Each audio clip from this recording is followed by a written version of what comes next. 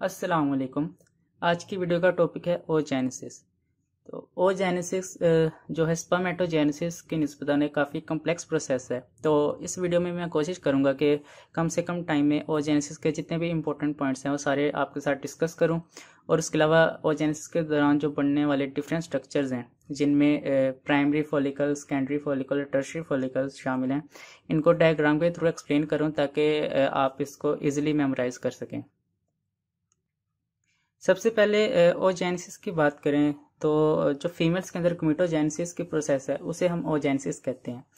तो फीमेल्स के अंदर जैसे कि हम जानते हैं फीमेल्स के जो गमीट्स हैं यानी कि जर्म सेल्स हैं उन्हें हम ओवम कहते हैं। तो उससे ओजेनेसिस की डेफिनेशन हमारे सामने ये बनती है कि the process of ovum formation is called oogenesis. Further definition के बाद हम ओजेनेसिस को डिटेल में देखें तो ओजेनेसिस की जो प्रोसेस है काफ़ी कम्प्लेक्स प्रोसेस है, और ये बर्थ से पहले ही जो है फीमेल्स के अंदर बिफोर बर्थ फीटस के अंदर ही स्टार्ट हो जाती है, और फिर ये वहाँ पे स्टॉप हो जाती है, और बाकी जब बाद में कंटिन्यू होती है प्यूबर्टी पे। तो इस तरह से ओजेनेसिस दो फेजेस में डिवाइड हो जाती है। एक इसका प्री नेटल पार्ट है यानी कि बिफोर बर्थ, और दूसरा पोस्ट नेटल पार्ट है। सबसे पहले अगर हम प्री नेटल पार्ट को देखें तो जो प्राइमोडियल जर्म सेल्स हैं, यानी कि प्राइमोडियल जर्म सेल्स का मतलब है वो सबसे पहले बनने वाले germ cells. Primordial germ cells हैं ये सबसे पहले वॉल ऑफ यॉक सैक में बनते हैं, वहां से ये माइग्रेट करेंगे डेवलपिंग ओवरीज के अंदर। ओवरीज के अंदर ये जो प्रोसेस है ये सब होगी ड्यूरिंग द 4th वीक, यानी कि 4th वीक में जो प्राइमोडियल जर्म सेल्स हैं वो माइग्रेट करके ओवरी में जाएंगे।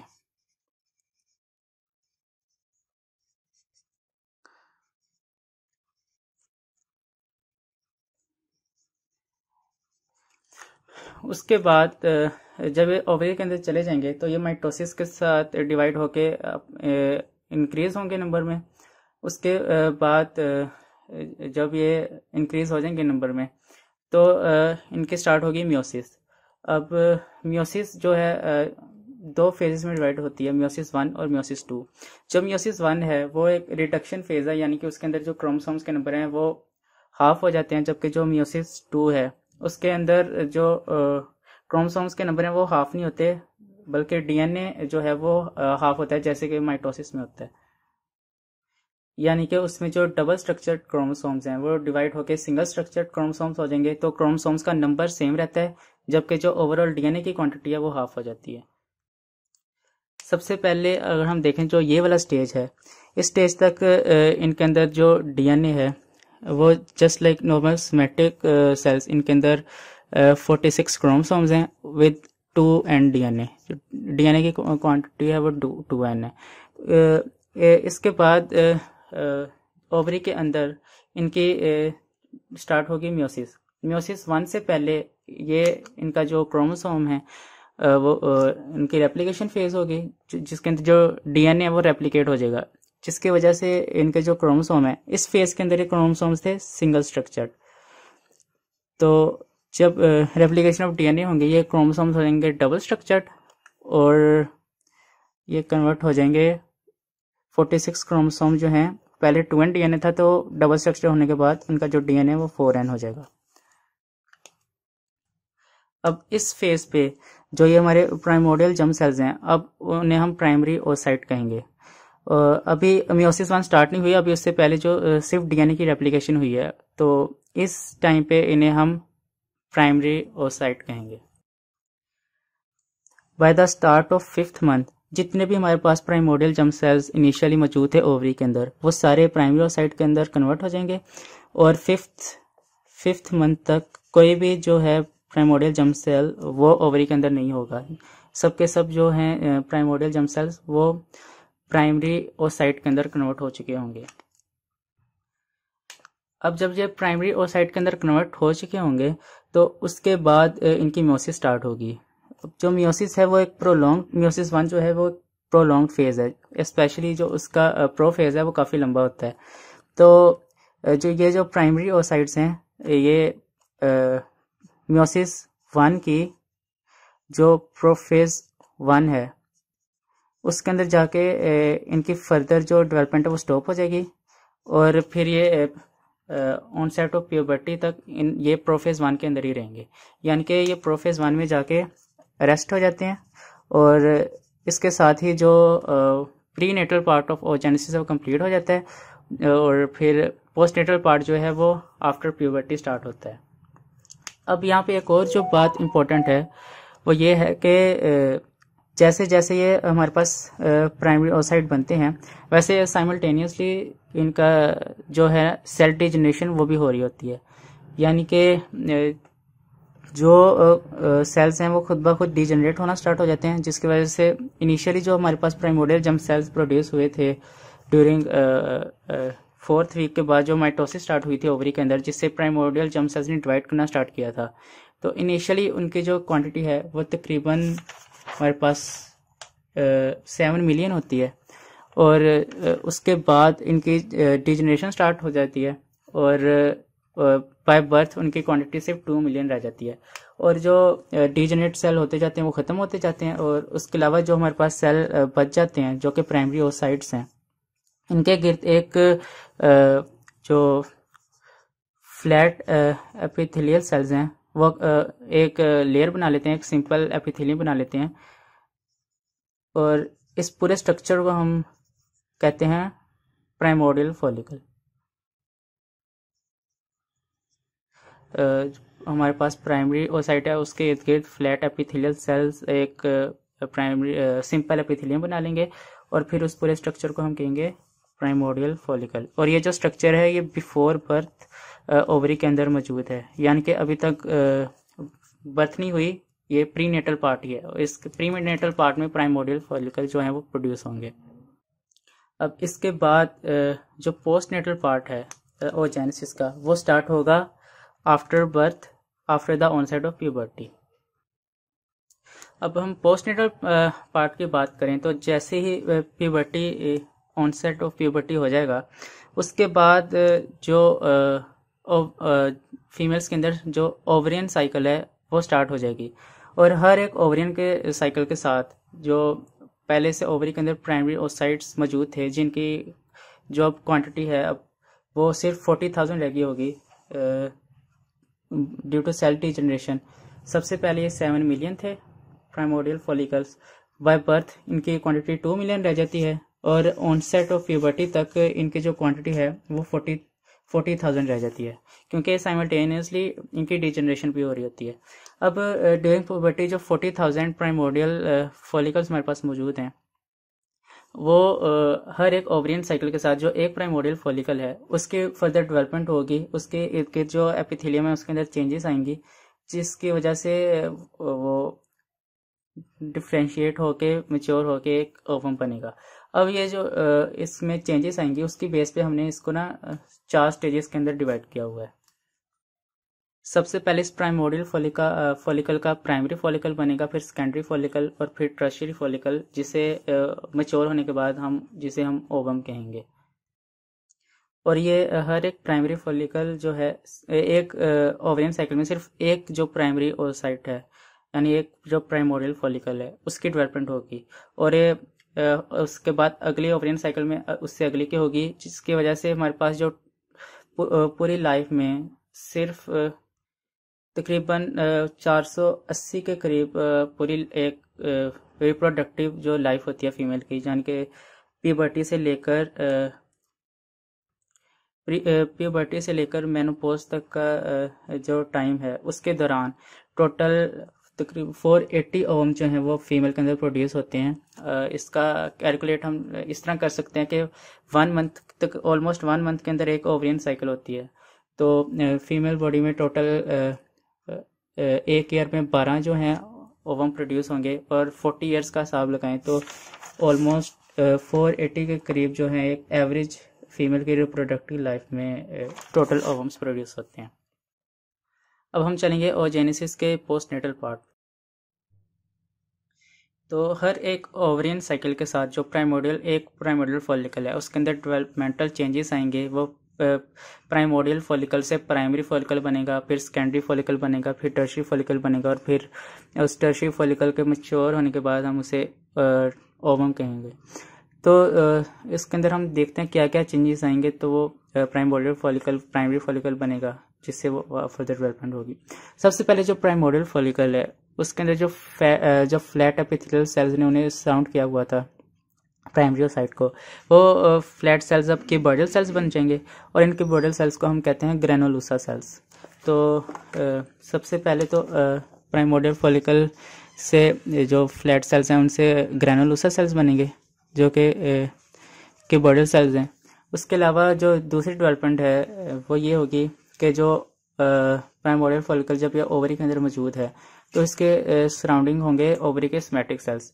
वो जो ओवरी के सोमैटिक सेल्स हैं वो इसके इर्द गिर्द प्राइमोर्डियल फॉलिकल के इर्द गिर्द एक मेम्ब्रेन बना लेंगे जिसके दो पार्ट होंगे। इस तरह से ये गोल मेम्ब्रेन बना लेंगे, इसके दो पार्ट्स होंगे। एक जो अंदर वाला पार्ट है इसे हम कहेंगे ये है थीका इंटरना और जो बाहर वाला पार्ट है इसे हम थीका एक्सटर्ना कहेंगे। अब ये जो थीका इंटरना है वो ग्लैंडुलर सेल से बनी होगी, यानी कि वो स्क्रीटरी सेल से बनी होगी, जबकि जो थीका एक्सटर्ना है वो बनी होगी फाइब्रोब्लास्ट लाइक सेल से। और जो तीसरा चेंज आता है प्राइमोर्डियल फॉलिकल से प्राइमरी फॉलिकल बनने के दौरान वो ये है कि जो प्राइमरी साइट है वो अपने एक ग्लाइकोप्रोटीन की लेयर स्क्रिएट कर देता है जिसे हम कहते हैं जोना प्लेसूडा। तो टोटल प्राइमोर्डियल फॉलिकल से जब प्राइमरी फॉलिकल के अंदर वो कन्वर्ट होगा तो सबसे पहले तो ग्रेनुलोसा सेल्स फॉर्म होंगे, सेकेंडली जोना प्लेसूडा स्क्रीट होगा, थर्डली जो ओवरी के सोमैटिक सेल्स हैं वो इसके इर्द गिर्द थीका इंटरना और थीका एक्सटर्ना बना देंगे। अब ये उसके बाद प्राइमरी फॉलिकल जब बन गया उसके बाद ये सेकेंडरी फॉलिकल के अंदर कन्वर्ट होगा। जो प्राइमरी फॉलिकल के अंदर जो ग्रेनुलोसा सेल्स होंगे उनके दरमियान जो है फ्लूइड फिल्ड कैविटीज बनना स्टार्ट हो जाएंगी। उन फ्लूइड फील्ड कैविटीज वो जब मिलेंगी उनके मिलने से एक फ्लूइड फील्ड जो है कैविटी बन जाएगी जिसे हम एंट्रम कहते हैं, और उस एंट्रम की फॉर्मेशन के साथ जो प्राइमरी फॉलिकल है वो सेकेंडरी फॉलिकल में कन्वर्ट हो जाता है। जैसे कि आप इस डायग्राम में देख सकते हैं, सबसे पहले ये प्राइमोर्डियल फॉलिकल है जो कि इनिशियली ओवरी के अंदर बिफोर बर्थ ही बन जाता है। इसके देखें प्राइमरी ओसाइट के इर्द गिर्द जो है वो फ्लैट एपिथेलियल सेल्स ने इसे सराउंड किया हुआ है। उसके बाद after the onset of puberty postnatal part में जैसे एक ओवरियन साइकिल बनती है स्टार्ट होती है तो एक जो प्राइमोर्डियल फॉलिकल है उसका प्राइमरी फॉलिकल बनता है। उसमें सबसे पहले जो स्टेप है वो ये है कि जो इसके अंदर फ्लैट एपिथेलियल सेल्स थे वो क्यूबॉइडल सेल्स बन जाएंगे जिन्हें हम ग्रेनुलोसा सेल्स कहेंगे। उसके बाद जो ओवरी के अंदर सराउंडिंग सोमैटिक सेल्स हैं वो इसके इर्द गिर्द थीका इंटरना और थीका एक्सटर्ना बना देते हैं। ये आप देख सकते हैं जो अंदर वाली लेयर है थीका इंटरना है और जो बाहर वाली लेयर है वो थीका एक्सटर्ना है। जो थीका इंटरना है वो ग्लैंडुलर सेल से बनती है, स्क्रीटरी सेल से, और जो थीका एक्सटर्ना है वो फाइब्रोब्लास्ट लाइक सेल से बनती है। उसके अंदर फिर ग्रेनुलोसा आ जाता है, ग्रेनुलोसा सेल्स। उसके अंदर जो प्राइमरी ओसाइट है वो स्क्रीट करते हैं जोना प्लेसूडा को, तो उसके अंदर जोना प्लेसूडा आ जाती है। उसके बाद ये जो प्राइमरी फॉलिकल है इसका सेकेंडरी फॉलिकल कैसे बनता है, ग्रेनुलोसा सेल्स के दरमियान ये फ्लूइड फिल्ड कैविटी जो है ये नुमायाँ हो जाएगी। ये जो फ्लूइड फिल्ड कैविटी है ये ग्रेनुलोसा सेल्स के दरमियान नुमायाँ हो जाएगी और ये जो इस कैविटी कंप्लीट कैविटी को हम एंट्रम कहेंगे। तो ये एंट्रम के बनने से सेकेंडरी फॉलिकल बन जाता है। ये जो एंट्रम है अभी सेकेंडरी फॉलिकल वाले टाइम पे सिर्फ छोटा सा क्रिसेंट लाइक पार्ट है, लेकिन ये आहिस्ता आहिस्ता बढ़ता हुआ एक पूरी कैविटी बना लेता है। तो जब जैसे ये कंप्लीट एंट्रम बन जाएगा तो सेकेंडरी फॉलिकल को हम कहेंगे टर्शरी फॉलिकल। इस टर्शरी फॉलिकल जो है ये इसके बनने के बाद जो हमारे अंदर प्राइमरी ओसाइट है उसकी फर्दर जो मियोसिस है वो कंटिन्यू होगी, तो वो डिवाइड होगा। अब ये जो टर्शरी फॉलिकल बना है इसे हम कहते हैं इनिशियल टर्शरी फॉलिकल। इसके अंदर अभी अंदर प्राइमरी ओसाइट मौजूद है, उसके बाद जोना प्लेसूडा है, उसके बाद ये एंट्रम है, फिर ग्रेनुलोसा सेल्स है, फिर थीका इंटरना और फिर थीका एक्सटर्ना है। और उसके बाद जब इसकी मियोसिस 1 हो जाएगी कंप्लीट तो इसके अंदर एक सेकेंडरी ओसाइट बन जाएगा और साथ में एक फर्स्ट पोलर बॉडी बन जाएगी। इस स्टेज पे इसे हम कहेंगे कंप्लीट टर्शरी फॉलिकल बन चुका है। इस मैच्योर टर्शरी फॉलिकल को हम ग्राफियन फॉलिकल भी कहते हैं और ये अबाउट 10 मिलीमीटर इसका डायमीटर होता है। तो इसके बाद जो इसके अंदर जो सेकेंडरी ओसाइट है उसकी मियोसिस 2 होगी और वो मेटाफेज तक कंप्लीट होगी। तो पहले जब इसकी प्राइमरी ओसाइट से सेकेंडरी ओसाइट बने तो मैंने वीडियो के स्टार्ट में बताया था कि जो प्राइमरी ओसाइट है उसके अंदर जो डीएनए और क्रोमोसोम्स की क्वांटिटी है, इसके अंदर प्राइमरी ओसाइट के अंदर 46 डबल स्ट्रक्चर्ड डीएनए मौजूद होंगे और 4n डीएनए होगा। लेकिन जब इसकी डिवीजन मियोसिस 1 कंप्लीट हो जाएगी, यानी कि रिडक्शन फेज कंप्लीट हो जाएगी, तो रिडक्शन फेज में हमें पता है कि जो क्रोमोसोम्स का नंबर है वो हाफ हो जाता है। तो 46 से 23 डबल स्ट्रक्चर्ड क्रोमोसोम्स रह जाएंगे और क्रोमोसोम्स नंबर हाफ होने की वजह से इस स्टेज पे इसके अंदर जो है 23 क्रोमोसोम्स होंगे विद 2n डीएनए। तो इस स्टेज के अंदर टर्शियरी फॉलिकल के अंदर 23 क्रोमोसोम्स होंगे और जो डीएनए की क्वांटिटी है वो होगी 2n। तो उसके बाद जो है इसकी मियोसिस 2 स्टार्ट हो जाएगी सेकेंडरी ओसाइट की। जो मियोसिस 2 है वो भी कंप्लीट नहीं होगी। मियोसिस 1 जो है वो बिफोर बर्थ जो है वो प्रोफेज 1 पे आके रुक गई थी। तो इसी तरह जो मियोसिस 2 की जो है वो मेटाफेज तक कंप्लीट होगा और मेटाफेज पे आके रुक जाएगा। मेटाफेज के बाद ओव्यूलेशन होगी। ओव्यूलेशन में हमें पता है कि जो सेकेंडरी ओसाइट है वो ओवरी से बाहर निकल के आ जाता है फ्लोपियन ट्यूब में। तो अगर तो फ्लोपियन ट्यूब के अंदर फर्टिलाइजेशन हो जाती है तो जो फर्दर ओजेनेसिस अब कंप्लीट होगी। अगर 24 आवर्स के अंदर ओवरियन जो ट्यूब है उसके अंदर फर्टिलाइजेशन नहीं होती तो ओजेनेसिस यहीं पे ख़त्म हो जाती है। जो बाकी का पार्ट है ओजेनेसिस का, अब तक जो जितनी भी ओजेनेसिस हुई है वो ओवरी के अंदर हुई है, लेकिन जो बाकी का पार्ट रह गया है मेटाफेज के बाद जो कंप्लीट थोड़ा सा होना रह गया है वो होगा ओवरियन साइकिल के अंदर।